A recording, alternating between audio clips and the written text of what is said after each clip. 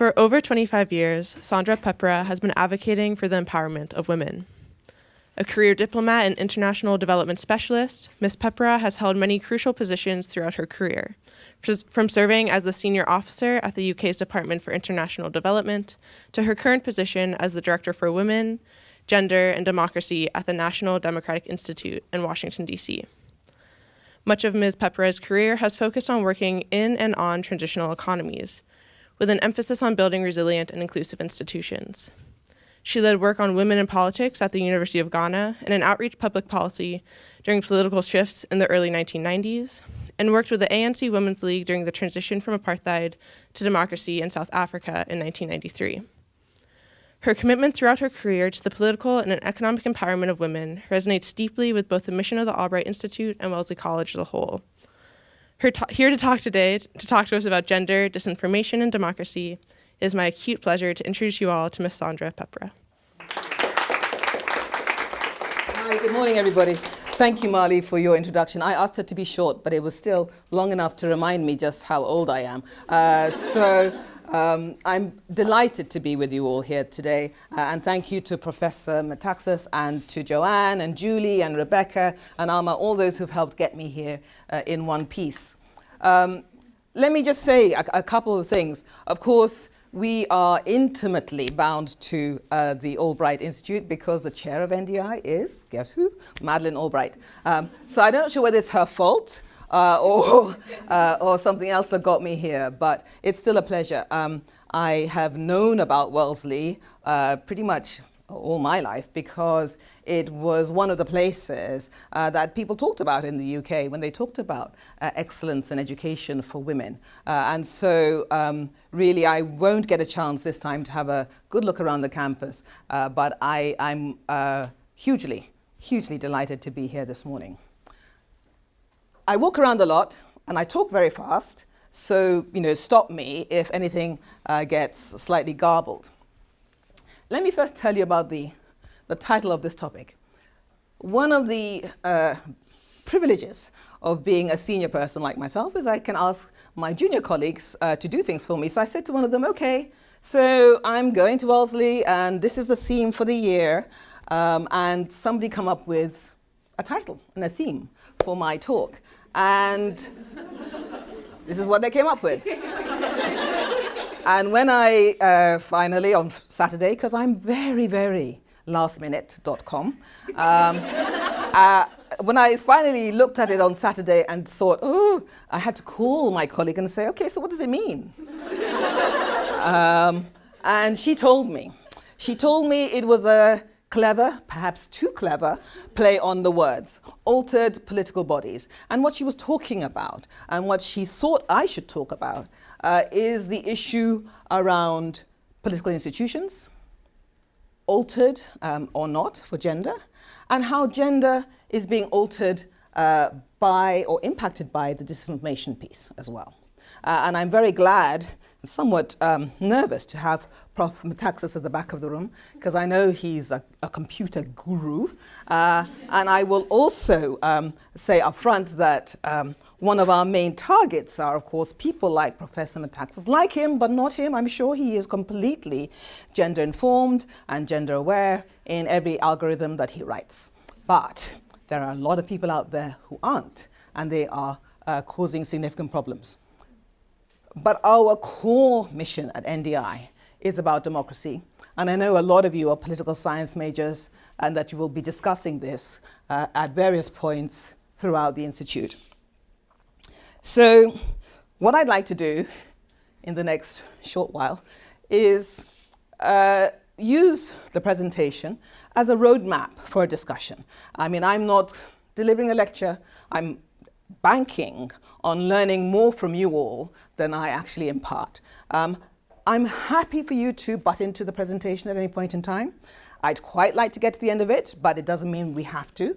It's not written in stone. It is very much a guide, and as I get increasingly senior, I need aides to guide me through conversations, okay? So it's open, it's an open conversation. I will pretty much answer any question you ask me. So if you don't want to know the answer, don't ask the question, because I will be very direct. It is part of my nature and style. So I'm going to give you the answer that I think best. And you can ask me the question 2 or 3 different times, and I'm boringly consistent. I will give you the same answer. There are no sides to it. I will just, be as honest and frank as I can. Anybody want to leave? Okay. So let me start. I'm not really good at presentations, creating them anyway. So this is, I think we'll just start. What are we talking about? So the National Democratic Institute, for those of you who don't know, is a non-partisan, not-for-profit, and we're not part of the Democratic Party. We are about 35 years old next year, 55 programs around the world. That means if you walked into 55 countries around the world, you might well find an NDI office. And from the short list I have of the countries that you all come from, I can tell you we have offices in Algeria, Colombia, Ukraine, Nepal, Kenya. We used to be in Chile. We used to be much more present in the Czech Republic. These days we deal with a lot of what we call Central Eastern Europe through regional programming, but we have some standalone programs. We're part, and Secretary Albright has been part of a continuing dialogue with the Communist Party in Vietnam, but no program there. We get money from the United States government and from the United Kingdom and from Canada, sometimes from Australia. So pretty much all the countries that you come from, we have an association with. In some of the countries that you come from, either directly or by heritage, we currently have programs. There are probably 5 more countries where we're working, where we can't be visible for obvious reasons. We are a democracy promotion organization. Not everybody likes us. 2 months ago, we got thrown out of Cambodia after some 20 years. So this is what happens, and this is what we do. And we're supporting, oh yes, let me just say this too. We don't work in the United States, okay? So to the extent that people feel that there are issues of democratic consolidation here in the United States, that's not us. We support the democratic aspirations of citizens to achieve the full realization of their rights. We see democracy as a set of principles, not a blueprint. So we're not saying, this is the democracy you're going to have. What we're saying is, you need to be thinking about principles such as participation, inclusion, responsiveness, transparency, accountability. And of course, as I said earlier on, Secretary Albright is chairman of our board and has been for a long time, and we are deeply grateful to her for the role she plays. So why do I do what I do? It's because the world, according to the superpowers, is pale, male, and stale. Really, it is. And we need to and believe that moving from this, this is the Syria talks, the world's greatest humanitarian crisis. I mean, not a woman in the eye line of the main camera. And I think these are important points, because our belief,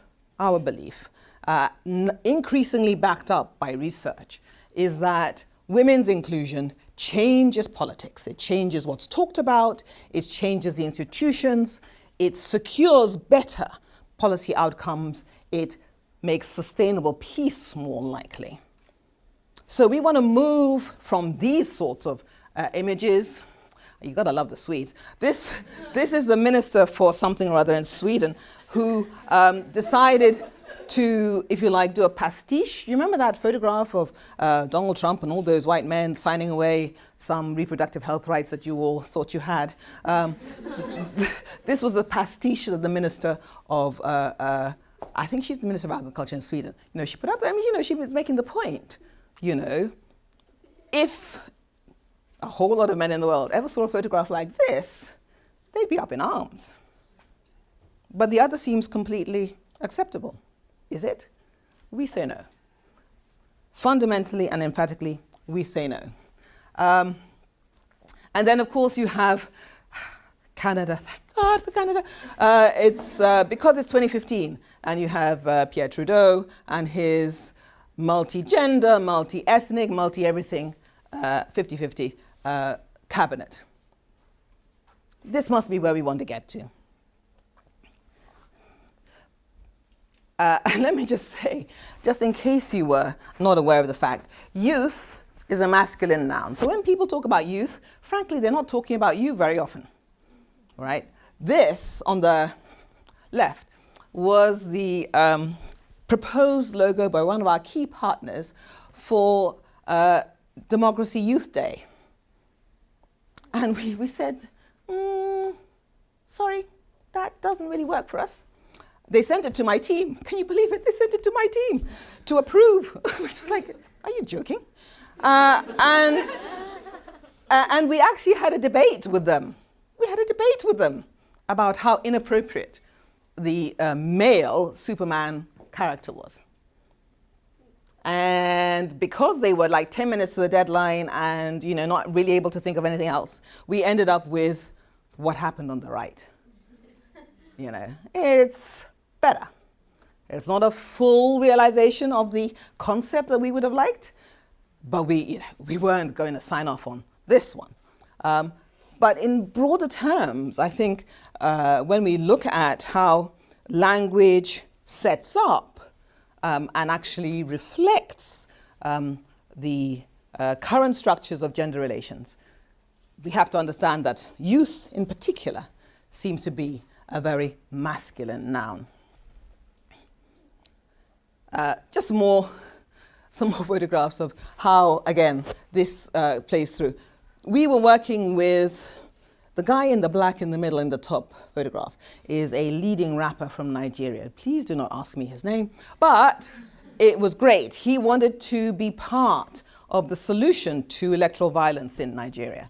And he said, I'm gonna be with you. I'm going to, put my name on posters. We're going to put out some rap tunes, etc. Great stuff. But this was the first. We said, nah, you look like a gang. You look like a gang. You look threatening and intimidating. And we need to just change it. And eventually, again, they sprinkled a few young women across the front of that to tone it down a bit. But really, again, a projection of how maleness comes through in these things. And we, worked with other partners in the Nigeria thing to get a more representative depiction of the issue of nonviolent elections. So, of course, at Madeline, it's a great champion and a great example to us. And the top quotation is really my team's slogan. It's our mandate. It's our mantra. And this is what we work to. We work to achieve exactly this. Success without democracy is improbable. That speaks to the generalized issue about democracy is still the least worst governance system you can think of, as Churchill said. It's not easy. It's not easy. And it has moments where we have to stand up and defend it. And right now, it is definitely under attack from various quarters. But within that, again, the point that we absolutely believe is that women in power, women in politics, change the nature of the game. They change the dialogue. They change the issues that are raised and whose rights are defended and how they are defended.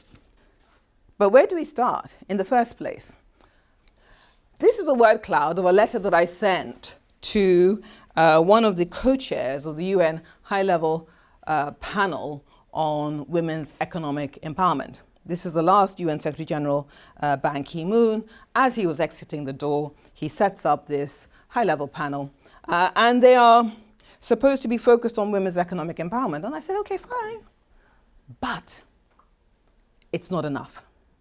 It's necessary, but it's not sufficient.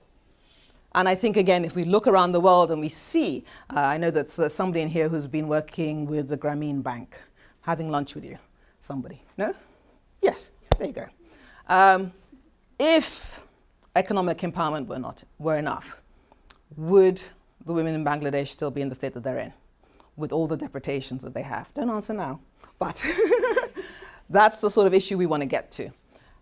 In our view, unless women have the ability to lock down the other rights through political action, everything else is vulnerable and up for grabs. That's the point. That's why it's important that we look at the percentage of women in legislatures. That's why, if you like, the league table of the number of women in legislatures becomes an issue. Because what we know from research is that to get the best policy outcomes for women, you need three things. You need women representatives. You need the femocrats, the Commission on Women or the Ministry for Women or whatever it is. And then the third thing you need, I think almost the most important thing you need, is an autonomous women's movement. Okay. This is not a movement to organize women. It is a movement, it's an organization for women. And there's a difference, okay? A lot of, in our work, we come through and across a lot of women's wings. And often, they are ways in which the male leadership organize the women to do what they want to get done in the first place, okay? They are not organizations that are promoting gender equality and women's empowerment. They're not organizations for women. But in this kind of focus, we come from an unashamedly feminist position, okay? We believe that gender equality and women's empowerment liberates all of us, all genders and none, from harmful gendered practices. We believe that the structures of power and inequality that are rooted in patriarchy are holding us back, all of us back. And our whole dynamic and process of change is to arrive to a place of equality and equity, or equality through equity, I guess. Equality through equity. And in that context, you would hope that the various dimensions of the word cloud would change over time. So there would be a lot more about equality, a lot more about empowerment. Pop quiz. So we've been thinking a lot about what universal indicators of women's empowerment might look like. And when I say universal, this is something that, as many women in the world could validate and attest to. So I had the opportunity to have dinner with Professor Naila Kabir a few weeks ago. Some of you know Naila Kabir. She's one of the leading feminist economists out of the UK, of Bangladeshi heritage, as it happens. Done a lot of work on Bangladesh. And she said, yeah, she'd been thinking about that too. And she came up with two universal indicators of empowerment. I came up with a third. I was very pleased I came up with one. But does anybody have a thought about what these might look like? A universal indicator of women's empowerment. Anybody want to? There's no right or wrong answer. I'm just collecting ideas. So, yeah, please. Literacy? Problematic, I think, because it's not intrinsic. Employment opportunity? Employment probably has the same challenge. Birth rate? Birth rates? Closer, perhaps. Reproductive rights. Almost. And again, let's just keep going. The female to male ratio in a given country? How would that be an indicator of empowerment? If it was closer to zero, or? If it's, Denise and I are actually in the same political economy class that talks about this, where if there are, if there's the ratio is usually about 1.06 women to men, and so if it's very skewed, that means that there's either something that's causing women to die earlier, or they're just not being born. All right. So that's something about the intrinsic value of women, perhaps, or it could be just biological. I mean, this business about chromosomes and stuff. Well, women are supposed to live longer than men. Sure. In most places, they do. Supposedly. Yeah. Let me go to the back. Greater percentage of women in governance and politics. Close. Health outcomes. Health outcomes, I think they are a variable towards something. Maternal mortality rates. Again, we're in that sort of area which is not completely intrinsic to the woman, but there's something there. Let me take you. Percentage of women in business and management positions. Okay, so I mean, really, it's fascinating because it's not easy. And again, if you start to think about what would be globally resonating with women around the world. So Professor Kabir came up with, first of all, absolutely importantly, the right to say no to sex. Yeah? And by the way, we've been doing this much longer than Me Too, all right? So, the right to say no to sex, number one, she came up with. Her second one was about the right to be heard and have power. Okay. My third one, which I'm just going to put out there, again, this is a process and it's something we're thinking about. My third one was something about the right for a woman to decide when she is or is not unclothed.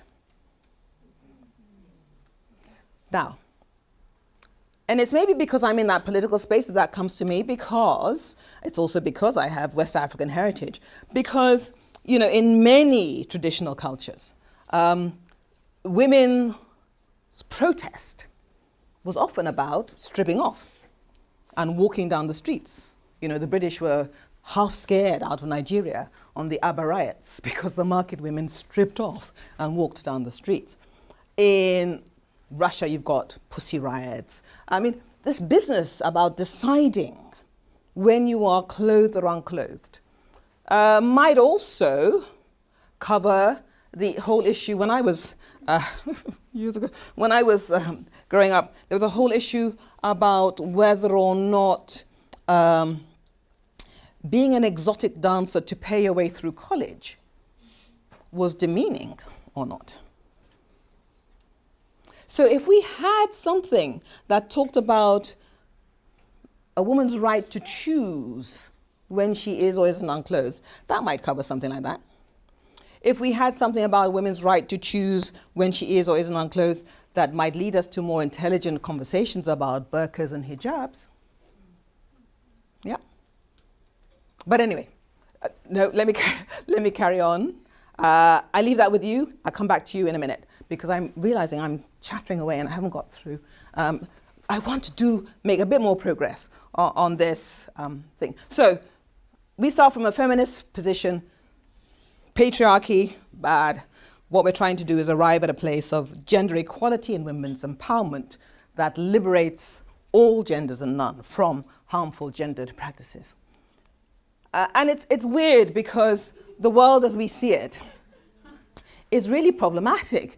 This quotation is from a woman who I have so much respect for, and I'm not going to tell you which country she's coming from, but I think there is something very bizarre about what she's saying. She was talking about a time of political conflict in the country.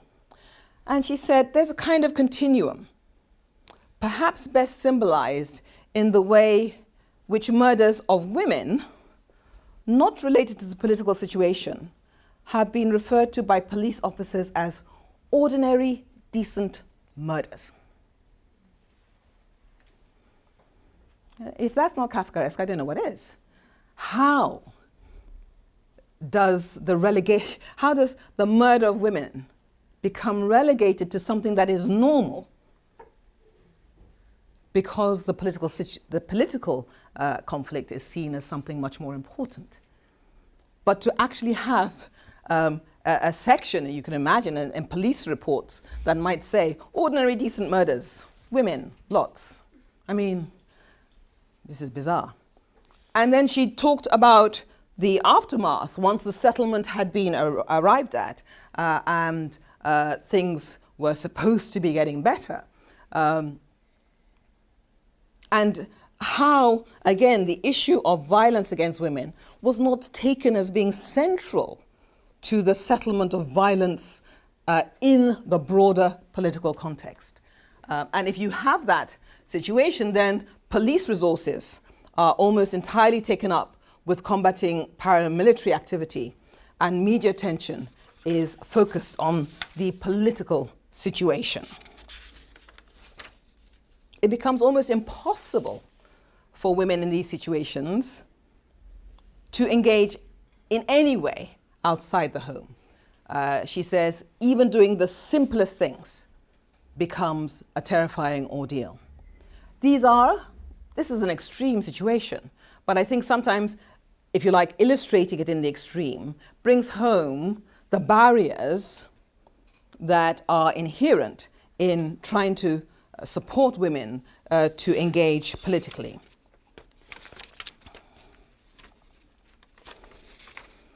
So, time for a different kind of politics. For the first time ever, more people live under democratic dispensations in the world than not, and probably a whole lot of those who don't live in China. I mean, really, that's the demographic we're talking about at some level. And what we know from people, Pew has just done a great global democracy survey, came out in October last year. What we know is that most people want democracy, but pretty much no one likes politics. Yeah, I think that's where I'm sure you're all in the same sort of place. The title of the Pew report was that globally, broad support for representation and direct democracy. So people want to directly elect their representatives. They also want to be consulted through referendums and other such mechanisms.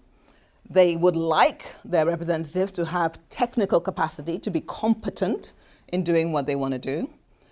But then there were a significant number of people who were prepared to support non-democratic ways of government. And what were they about? They were about things like, they pointed to the issue of strength. You know, you need a strong leader. My question is really, does the strong leader really mean a dictator? Or does it mean somebody who can, in all our jurisdictions at the moment, who can maneuver their way through the political hurdles to get things done? Okay, so it's very difficult sometimes, those of you who are doing survey, to get to the exact point that the respondents are making on the first pass. And I think, you know, on later passes, we'll probably try and press Pew to explore this issue with a bit more nuance. RISE, which is a wonderful organization, I commend to you all, that's focused on youth leadership and social movements. In their research on youth leadership, and they do mean young women and young men, they indicated that for people of your generation, that the characteristics of youth leadership are that you are participatory, intersectional, and I heard some intersectional questions at the end of Professor Sharman Stokes' presentation earlier on, networked, resourceful, and grassroots-based. But I think we're probably still dealing with something along the lines of our bottom line, that most of our political institutions at the national and international level were formed or formulated or nascent basically in the 19th century. We're still dealing with problems that were formed or nascent in the 20th century, problems of nationalism, problems of globalization, regionalism, problems of political supra-institutions, global pandemics. Most of these things are 20th century problems, and we will have to deal with them continually. But the new wizard, if you like, is 21st century technology. 21st century technology. What does this do to our politics? The internet is for everyone, right? From our point of view, from the gender point of view, if we could deal with issues of access and security, we see that there's a tremendous potential for driving greater inclusion through digital technology.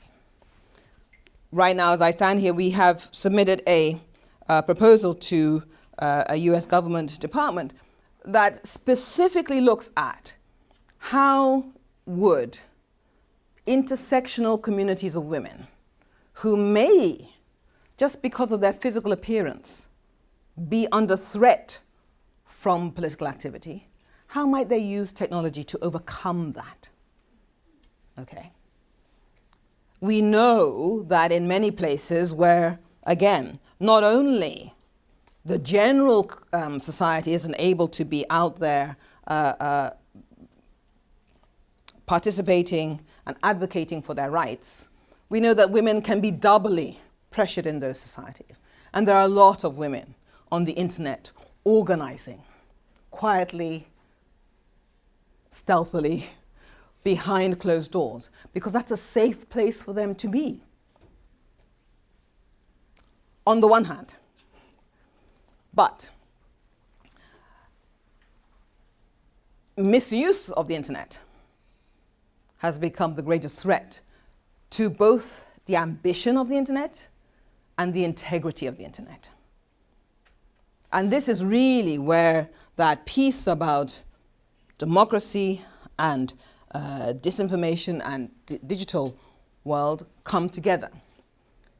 My view, and the view of I think most of us at NDI, is we have to get both the digital and what I want to call the analog complements right.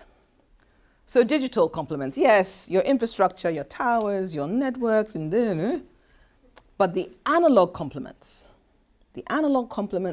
are things like legislation and policy. They are things like skills, the skills of people to use the internet, the skills of people to safeguard the internet. And then the third part of that has to be accountable institutions of governance for the internet. To the extent that right now, let's put it this way, there's a particular demographic that writes the algorithms on the internet. I mean, the internet is no more than, if you like, at some level, the baked-in prejudice of those who are writing the algorithms. So if you've got lots of basically privileged, nerdy, white males, guess what? You're going to have algorithms that do particular and peculiar things, like ban breastfeeding photographs whilst allowing porn, or writing algorithms that distort the, how would you call it, the credit indices of minority populations because of their prejudice about the creditworthiness of minority populations. Okay? Artificial intelligence is just that. It's artificial. The intelligence is us. Okay? So to the extent that we need, we need to make a breakthrough into that industry, it's not as on the front line of marketing and those sorts of things. It's as engineers. We need a huge, huge change in the engineering departments of these platforms and organizations. So we need to get the analog complements right. And that means, what do we do before we digitalize things? How do we prevent some of the structural inequalities just moving out of the physical space into the digital space? We've been thinking about what we call the distributed denial of democracy. Some of you will know about the distributed denial of services as an internet, as an internet phenomenon. And correct me if I get this wrong.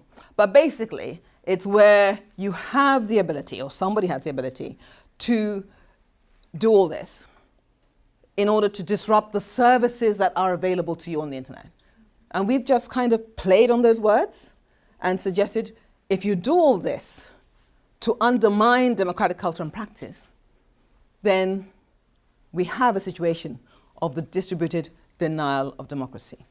And from our point of view, the impact of this is differentiated between men and women. Okay? So this may look like a gender-blind hypothesis, but in its application, the implications are very gender differentiated.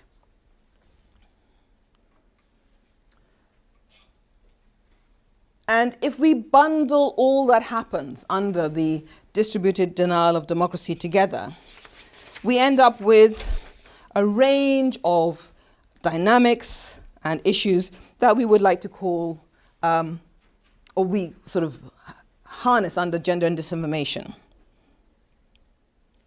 And they all point to these three main points: that as democracy gets squeezed, authoritarian closing itself has gendered impacts, that disinformation has multiple types of perpetrators, and that the two things are closely linked. So most authoritarian closings involve, for example, a rather regressive narrative around women's social status and social condition. Okay? There are very few authoritarians who are progressive on women. Okay? It's that retreat to so-called traditional values.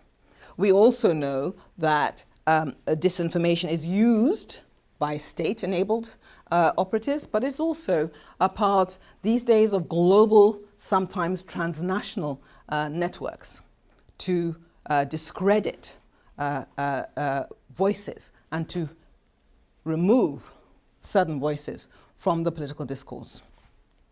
And that the two are inextricably linked. We can see this in the patterns of online violence that are out there. So in a global internet, disinformation and harassment are borderless. I put this up here. It's by a young woman up at Harvard, the Barclay Klein Institute, Simin Kaga. She's done a lot of interesting work, particularly on the Iranian situation. This is very new. There are going to be lots and lots of different iterations of what disinformation means. Is it propaganda? Is it simply, if you like, misinformation? Is it malinformation? But I think the most important point is the linkage between that which is false and that which is harmful. And in that middle piece where the Venn circles overlap, the impact on women can be absolutely lethal. If you Photoshop Hillary Clinton in a bikini that's too small, surrounded by a whole lot of toy boys, well, we may laugh, we may grin, Hillary Clinton, she's big and bad enough. In this environment, it may not be too much of a challenge. Do that to a woman in Malaysia. I'm not even going to go to Libya or Syria, Yemen. It changes the issue. So again, when we look at how the use of disinformation, false context, imposter content, manipulated content, fabricated content, how that impacts on women's ability to engage in public spaces is different from the impact on men. What are we trying to do? And I wanted just to give a couple of ways in which we're trying to address this. We have an overarching program, it's called Infotegrity. And because we work in different spaces with different political institutions and different actors, we always have to develop multi-dimensional approaches to addressing the issues. Last month, I was in Geneva at the UN's Internet Governance Forum, where we were explaining, promoting, drawing, and building a consensus around some work we've done to achieve principles for an open and inclusive internet. Those of you who are American citizens, raised with the First Amendment, the Free Speech Amendment, great. But you're the only people in the world who have it like that. It's very different everywhere else, okay? Understanding that if we are looking at a global set of principles for an open and inclusive internet, it can't have as rigid and hard a line around free speech, because frankly, this free speech robs women of their free speech. This is what we're seeing, because women are fleeing the internet in huge numbers. We have a program where we're looking at Twitter and how the use of Twitter in political moments impacts women's ability to be part of a conversation. So we're going to be looking at Twitter speech in Kenya, Colombia, and Indonesia. And what we want to know is, if you're following a conversation about the elections in Kenya, at what point in that conversation may women drop off, and why? What is the chilling impact? And we have a sense that it is about the fact that all too often, and again, research from Pew, research from The Guardian, tells us that women are attacked for speaking up, regardless of what they're talking about. Just the fact of speaking up can get you into trouble in some of these areas. So we're going to be looking at that, because in order to go to Twitter and persuade them that they need to do something, we have to go with evidence and research. Unfortunately, nothing is taken for granted as far as women are concerned. We have to prove it every time. And that's what we want to do. So that's what we're doing there. I described our enhancing voice and agency proposal. And we want to be, again, looking at, for example, the Afro descendants in Latin America, or indigenous women in Latin America. It's not easy for them to go out and campaign, because as soon as they step out, you can see that they are from the minority group. Are there ways in which we can help and support them to mobilize, to access their rights to freedom of speech and freedom of assembly and freedom of association through online organizing? We have started to develop ways to monitor online violence against women in elections, because violence against women happens all the time. It must all be stopped. It doesn't go away during an election period. In these moments of intense political competition, everything spikes, okay? But because the actors in an election period change, we need to make sure that our advice and our guidance reflects the issues and the ways that they all engage with the political process. And understanding the power of digital IDs. I came in just for the last 10 minutes of Professor Sharman Stokes' conversation about undocumented workers and undocumented migrants and immigrants. It's a really tough issue, and we just spotted it, and we want to do some more work on it. So, e-governance is being touted in many transitioning economies and emerging economies as a way to overcome some of the challenges of public service delivery. Okay? But e-governance also requires everybody to have a digital ID, which is collected, perhaps not safely secured, perhaps improperly used. We have anecdotal evidence, not anecdotal evidence, actually real evidence from the Guatemala elections in 2016, that women in certain constituencies were being threatened with the withholding of their social welfare by parties who had access to the electoral roll. So now we're beginning to understand that whilst we can't say don't use e-governance to overcome some of the issues of trust and confidence between yourselves and your citizens, we do have to say you have to look at this through issues of inclusion and access, but also safeguarding of rights.